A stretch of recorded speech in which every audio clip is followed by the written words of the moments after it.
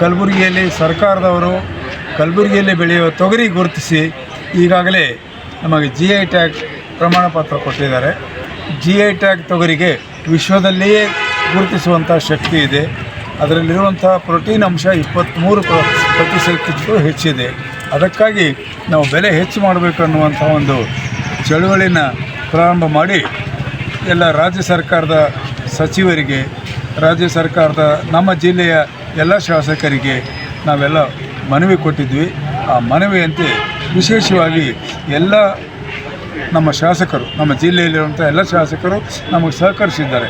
ವಿಶೇಷವಾಗಿ ನಮ್ಮ ದಕ್ಷಿಣ ಮತಕ್ಷೇತ್ರದ ನಮ್ಮ ಪಾಟೀಲ್ ಅವರು, ಡಾಕ್ಟರ್ BG ಪಾಟೀಲ್ರು ಹಾಗೂ ತಿಪ್ಪಣ್ಣಪ್ಪ ಕಮಕ್ನವರು ಅವರೇ ಪ್ರಶ್ನೆ ಕೇಳಿದ್ದಾರೆ.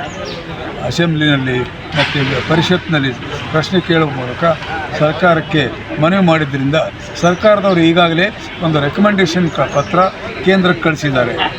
ಏನು, ಈ ತೊಗರಿಗೆ ಹೆಚ್ಚು ಬೆಲೆ ಕೊಡಬೇಕಾದ್ದು ನ್ಯಾಯಬದ್ಧವಾಗಿದೆ.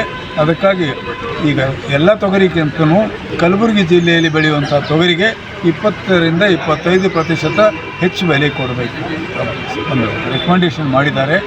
ಅದರ ಮೇಲೆ ನಾವು ಈ ಕೇಂದ್ರ ಸರ್ಕಾರ ಹತ್ರ ಹೋಗಿ ಕೇಂದ್ರ ಸಚಿವರಿಗೆ ಮತ್ತು ಕೇಂದ್ರಕ್ಕೆ ಇದಕ್ಕೆ ಸಂಬಂಧಿಸಿದಂಥ ಎಲ್ಲ